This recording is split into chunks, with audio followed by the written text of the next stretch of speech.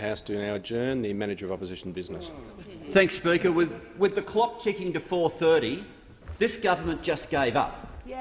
And this government just decided that everything we were told for the last 2 weeks was not true. That's true.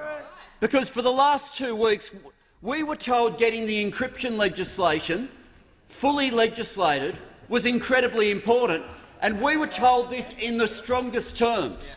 The strongest terms. The fact that it's in the Senate— OK, let me help you. We've just had, but it's in the Senate. Sometimes the Senate does things called amendments. When they do an amendment, you can only proclaim the law if it comes back here. And the only way it comes back here would have been for the Leader of the House to move the motion that he had on the notice paper today. But he wouldn't move it. And why wouldn't he move it? Why did the government decide, even though they planned for us to sit late, why did they decide that they wouldn't? And the answer is simple. Because the Senate has also been debating whether or not medical advice should be followed for the people on Nauru. And the government realised, of the 3 issues— encryption, divestment and medical advice being followed on Nauru— they could get all 3 or none. And they decided the price of following medical advice on Nauru was so high they would rather not go through with the encryption legislation that they've been spending a fortnight backgrounding. And the way they've been talking about it, because these words all now that they fired at us now actually reflect directly on them, because this is legislation that we voted for. This is legislation we were willing to keep at work for, that they've now decided to bail on. These are how Senator Cormann described people who are now in the exact position as the government members, to think that they would want terrorists to be able to communicate with each other. Now, those are extraordinary words, but they are now a Liberal describing other Liberals. They are now the National Party describing the National Party.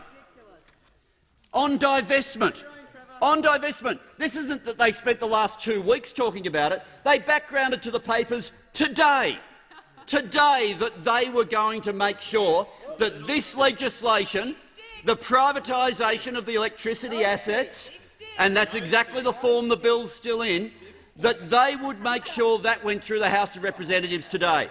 Now, they've made a lot about, but Tony Burke moved something and that confused us and we couldn't go ahead with it.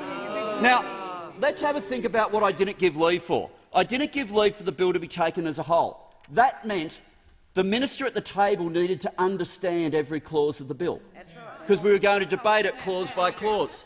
The truth is the minister wasn't up to being able to defend every clause of the bill. Those opposite have no idea what's in the legislation that was introduced to this House yesterday. They have no idea. But what they've decided they have an abject fear of the parliament. If you can't face the parliament, you can't govern. And today they've decided they can't face the parliament. For the whole of next year, for 8 months, they've decided they can only face the parliament 10 times. 10 times. This is a government not only without an agenda, but the agenda they've spent the last 2 weeks on, they decided they don't really want anyway.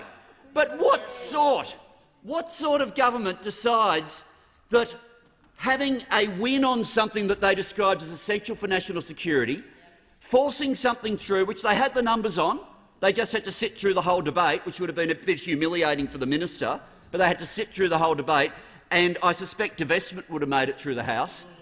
But the price of doing that was to have legislation that didn't say everybody comes straight from Nauru to Australia, legislation that says you really should listen to the doctors. You really need to listen to the doctors for people who are in your care. We can all make a note of the fact that they've often missed deadlines. We were told the education agreements would all be signed by October. We were told encryption would go through this fortnight. We were told all the kids would be out before Christmas. We were told the divestment legislation would go through today. But the real deadline, we were told there'd be stable government by 2013. 2013. And what we have seen is exactly the way they describe it best. This parliament's been shut down because it's become a Muppet Show.